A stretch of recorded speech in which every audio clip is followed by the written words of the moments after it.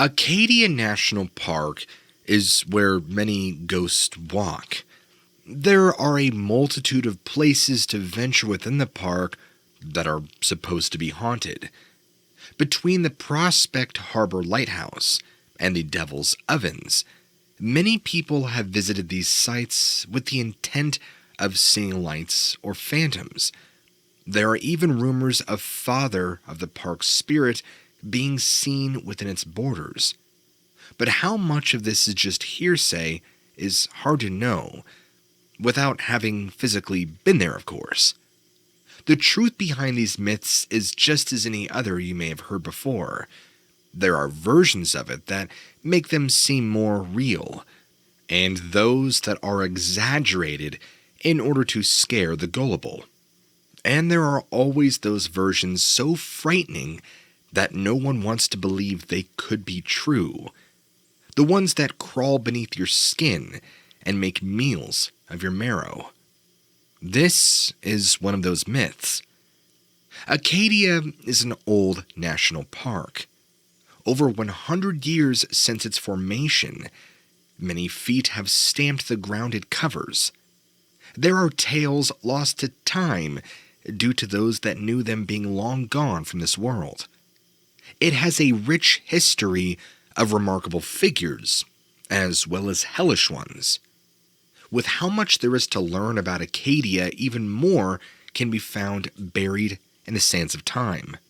One myth that is being dug up from that soft earth is known as the Devil's Coven. It sounds simple at first.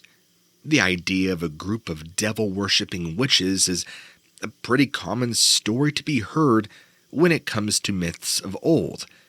Even tracing those sorts of tales back would lead you easily to Salem, in which many women were killed under the assumption that they were witches.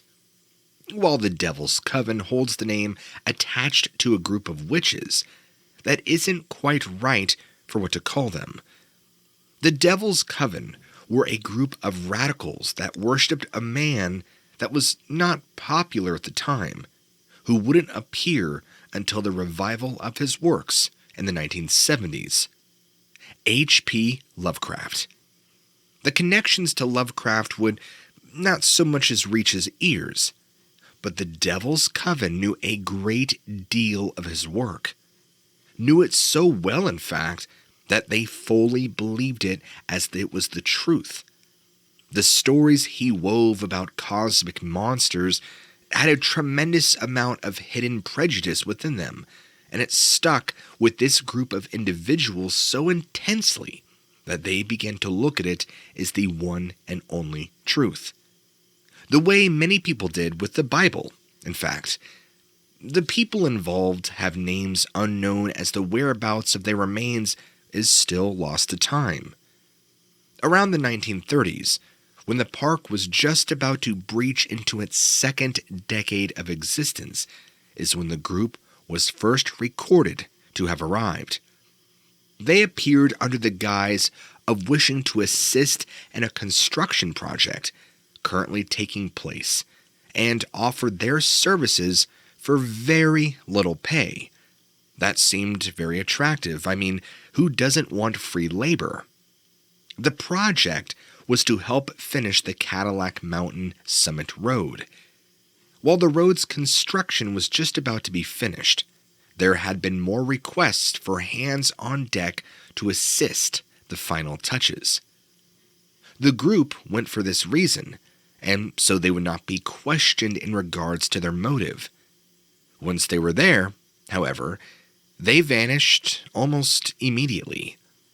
It was clear that they were not here to help the foreman and others involved, as it took them less than a day to not be heard from again. Now, this practice was not at all uncommon. People would often take advantage of specific events like this in order to weasel their way into places they would otherwise be disallowed, which is the speculated idea behind why they would then be found in the Devil's Ovens, a sea cave system within the bounds of Acadia National Park. There was a group of rangers that would scour the area in order to ensure that nothing nefarious was going on within the park. They would be the ones who arrested the individuals involved. At first, it didn't seem that their deed would warrant such a response. All the group had really done was enter the devil's ovens and performed some strange ritual. As a whole, their actions didn't seem to be illegal, just rather unsettling. The reason that they were arrested was due to defacing a federally protected area. The symbolism they drew on the walls of the cave were considered to be destruction of federal property, and thus were fined and arrested for this alone. While the ritual was strange, it had not done anything particularly vile in its practice. The ritual itself was unknown to the Rangers, since Lovecraft at the time was not exactly a well-known and popular author. It seemed a quick and easy situation to deal with. The men weren't behind bars for long either, and the situation appeared to be done without much of an issue. What wasn't expected was for that same group of individuals to appear in Acadia not days after they were released from their time. This was surprising for a couple of reasons. The main thing is that once they were all released, they were all sent out to their places of origin. Some were from Rhode Island, others from Louisiana, and somehow they all reappeared at the same place within a 2-day period. There were no reports of any of them having driven or left their respective home within that time. The other reason it was so strange was that they somehow entered the park seemingly unnoticed. Not one single ranger took notice of their appearance, even though it was recorded that they were on the lookout for these individuals. The situation was much the same. They had defaced the same cave again after it had just been cleaned and were arrested. Nothing that seemed too destructive beyond that in regards to the ritual. But the Rangers did notice something off about the cave this particular time. It could have been relative to the tides, but they noticed the water had risen in the cave a few inches than what it was. It would not have been reported had it not continued to rise in the cavern over the next couple days. The cave was cut off from public access due to the tide causing issues within it in order to avoid injury. Now, a deeper investigation would take place in the cave once the tide decided to recede. With the perpetrators behind bars again, they would dig into the symbols they left behind on the cave walls to try and figure out some sort of motive. Since Lovecraft was in obscurity at the time, there wasn't a whole lot of a connection to be made. All that they were able to pull from it was the name Yog-Sothoth that was repeated across symbolism. While disconcerting, the culprits were again in jail, so no one thought much of it, until they appeared in the park for a third time. This time, way before their jail time was up. It took the Rangers a much longer time to figure out they were there the third time. Their appearance was sudden and was only realized once the cave was checked by the Rangers arbitrarily. They were in the cave chanting and standing in waist-deep water. Apprehending them would be much more difficult with the tide rising, and so they were left for a long time in the cavern. A boat was required to now reach the cave without wading through extremely deep water. As the group was being brought onto a police vehicle, the last member refused to move through the water towards the boat. He was called to, but apparently stood still and chanted to himself towards the water. As the officers approached the intruder, seemed to get louder in his chant. and then suddenly the intruder was pulled underwater. The officers immediately reached for the strange cultist, but despite the depth of the water, they could not find him anywhere. The man simply vanished beneath the waist-high water without a trace. To the dismay of all the officers and rangers, the others in custody seemed completely elated by the instance. They seemed to resume chanting until the officers drove them away from the scene. A search and rescue party was sent out for the fifth remaining member of the group. His disappearance brought up a lot of confusion and worry that perhaps there was a sinkhole in the Devil's Ovens caves. With that in mind, the process was arduous and slow just to try and find this individual.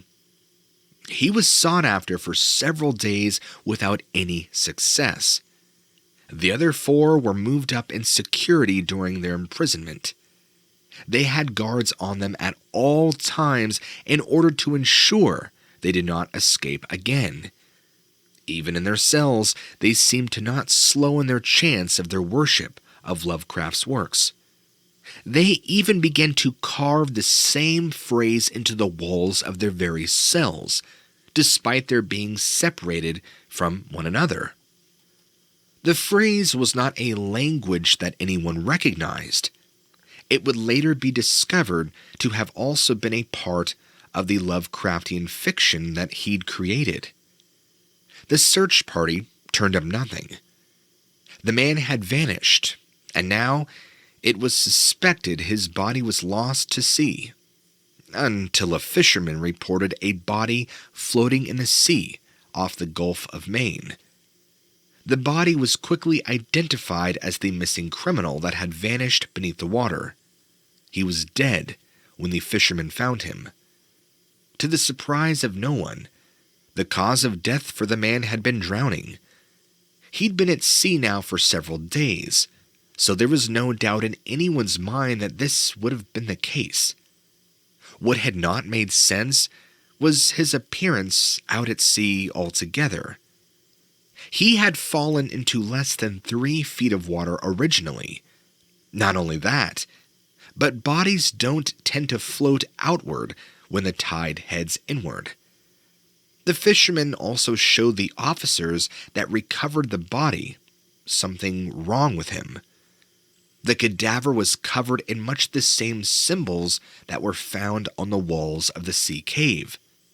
It had that same name, Yog-Sothoth, carved into it. The symbolism made sense to the officers who had arrested the remainder of the group. What didn't make sense was how after many days drifting at the open sea, he was still bleeding. The case and the report were buried, but the other members stayed on the record as being arrested for defacing part of the park. The makeshift coven seemed to stay in their cells this time. A minor look into their original escape turned up very little. It had made no sense how they had been able to get out of their jail cells. With the guards keeping a tight eye on them, they seemed to be incapable of getting out this time around. It seemed that the strangeness of the events died out with this last arrest. Acadia continued progress in its construction, and life went on. Eventually, the Cadillac Mountain Summit Road was finished in its making, and that was when the quiet came to an end again. People leaving the construction of the road began to whisper about an oddity amidst the crew. It took no time for these whispers to hit the ears of the foreman, and was swiftly passed along to local authorities. The ranger came down once the authorities contacted them, and the police were on scene within the hour. Alarms were higher due to the amount of intrusions in the park within the past month.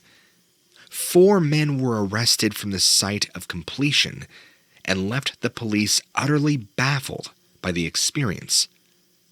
All 4 of the men were the same men that had been imprisoned only weeks prior. When the guards of the prison that those criminals had been held were contacted about those same prisoners, they stated that they were still in their cells chanting to themselves. When the 4 arrested from the park were then asked about the situation, they said that they'd been on site working on construction of the road since a month before. The foreman corroborated this story as well. Many of the workers among the crowd did not remember the men ever having been a part of their group. They reiterated the first arrest and how they'd vanished day 1 from sight.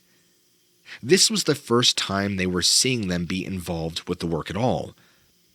Trying to wade through all the confusion, the authorities were able to convince the men on site to travel with them to the jailhouse where the men were being held so that they could meet.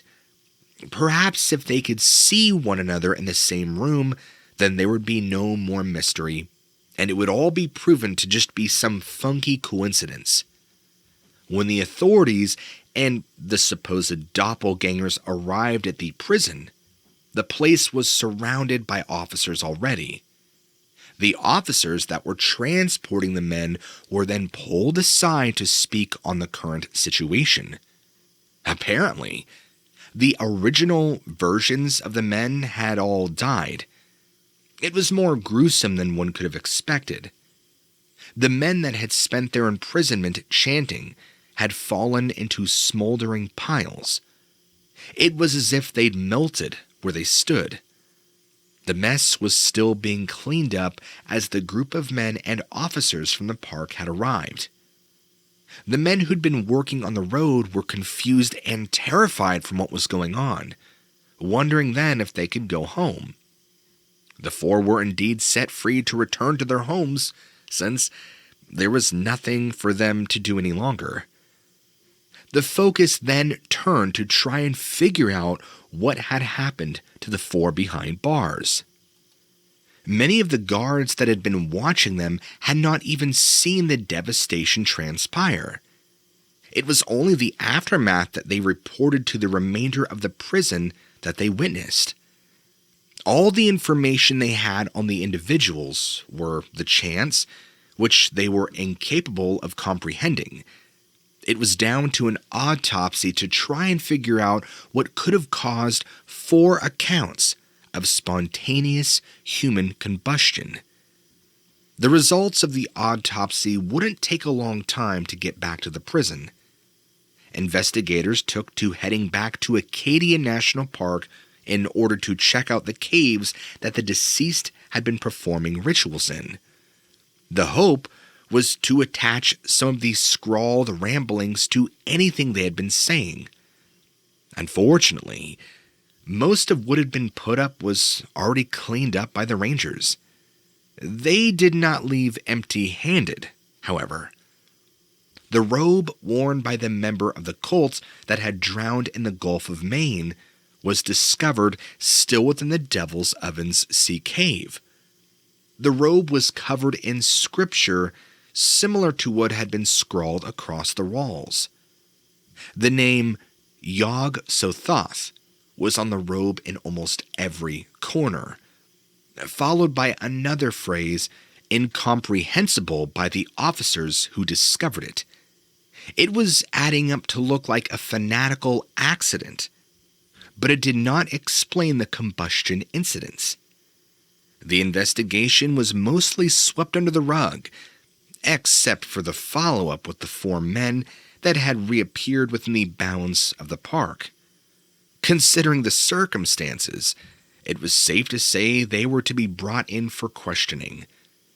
This time, the hope was to do so one at a time, rather than give the strangers the advantage of having a crowd just in case something was going on with their band. They would be questioned one after another without informing the others of the occurrence. Contacting the first member was easy enough. Officers brought them back to Maine in order to figure out the strangeness behind it all. While it was unorthodox to have an individual travel for this sort of thing, the man was more than amenable to the idea, since he himself had been made afraid by the whole situation and wanted to end the confusion just as much as they did. Unfortunately, despite his own willingness to work with the police, he didn't have any information that was of much help. The man arrived in Maine somewhere at the end of the construction of the Cadillac Mountain Summit Road with 3 others. They had not known each other, but made the same connections to travel to Acadia National Park. Once there, they worked together for a couple of weeks, all before the road was finished, and then everything occurred. He knew nothing more than they did. The second man provided a bit more insight into the scenario than the first, but still led them down a wild goose chase even further. He reported to officers that he felt he was experiencing instances of heavy déjà vu and even occasional amnesia. He would forget days that would happen and could sometimes feel memories from the coast of the park despite never having gone there himself. When informed that the 4 doppelgangers had spent time down there, the man grew rather uncomfortable. He did not want to speak further on the matter. Recognizing real, genuine fear in the man's voice, he was set free under the belief that he truly did not know anything. It became much less hopeful then. After 2 conversations, it seemed that this would never be solved. Even the third, who did bring some information worthy of record, didn't provide enough for the answer to be found. The third man said much the same as the first 2. He even shared in the strange experiences that the second man had had, claiming that déjà vu and amnesia were very, very real. He believed that the first man had gone through it as well, but that he didn't realize it. Now, to that end, he said the second man also did not realize something or hid something from the officers. This would explain his fearful behavior towards the end of the interview. The memories they perceived as déjà vu were much deeper than was originally explained, he stated. That it could not be déjà vu since he remembered being there in this life. He was taught that the experiences of déjà vu was actually meant to represent a memory from a previous life. While unproven, the man spoke with confidence and conviction in this fact. Reality states that déjà vu is simply a phenomenon that occurs to many throughout their lives.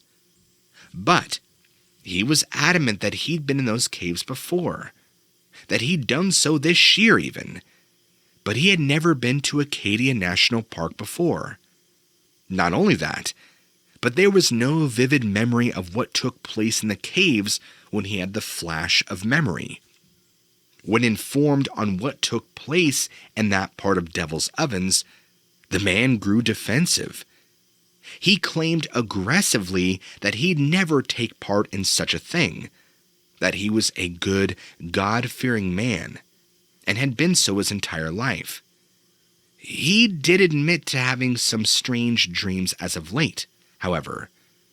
The weeks that he'd spent in Acadia had led him to seeing bizarre creatures and impossible languages in his sleep. He didn't know what to think of it, and had always buried the idea until this particular interview. The man had mentioned a tremendous amount of things that had been seen in the cavern. Under probable cause, the man's home was to be searched for knowing exactly what they'd been looking for. The intrusion of his home yielded letters between the 4 men about their time to meet up. The 4 had been high school friends and moved away for different job opportunities. They'd all been relatively near Maine even after the split, and hearing reports of Acadia made them want to be a part of it. None of the letters mentioned the strange cult symbolism or language, just that they wanted to help in the construction of the park. So, they were able to connect the men, but not in the way that they had hoped. It wasn't until the fourth individual that anything came to light for the officers. It was also noted that with all the doppelgangers, they had not mentioned a fifth member. It was almost as if the fifth man had never existed to begin with. The fourth man started the conversation much the same way, and was noted as the most polite and calm of the four.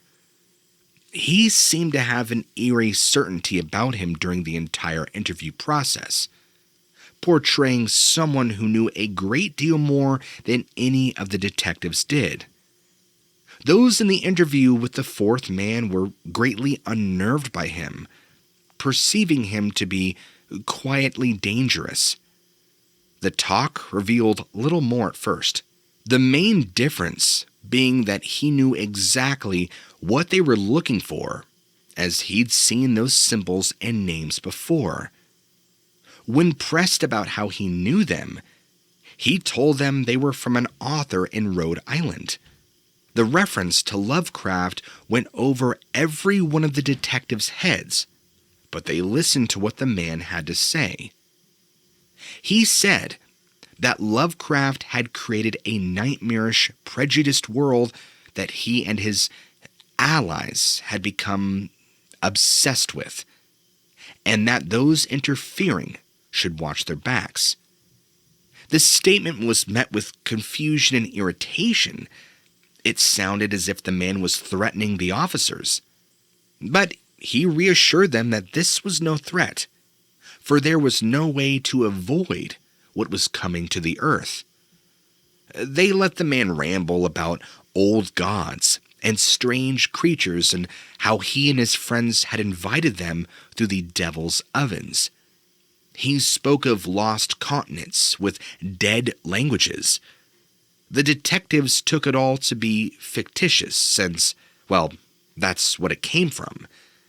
It was decided that the man had been deranged, unlike his friends who'd clearly seen the fiction for what it was.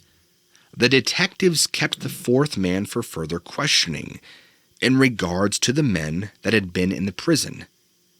They stepped away from the interview for a moment to discuss what they learned in private. When they re-entered the room with the fourth man in it, he'd vanished. Without a sight or sound, the man was just simply gone. In all their attempts to find him in the station, nothing came up. Another of the group who seemed to just disappear off the planet. His discovery would not be made until days later, in the very same cave that the original 5 had been found only a month prior. He would not be found alive. The man was found standing completely still in the risen water of the cave. There was no indication as to how he got there or why. His cause of death was also not known, as he was standing when he was found, indicating an aneurysm, but there was really no explanation for why he was still upright. The man was taken back to his hometown for burial. As time went on, the incident too was buried and forgotten about, drifting into the realm of myth, as so many national park stories do. The last correspondence regarding the story was a letter to Lovecraft himself, asking if he'd known anything about the men who were so obsessed with his work. The letter sent back from H.P. Lovecraft didn't contain much. It certainly said nothing about the men he was asked about. It just had 3 words in it: burn that park.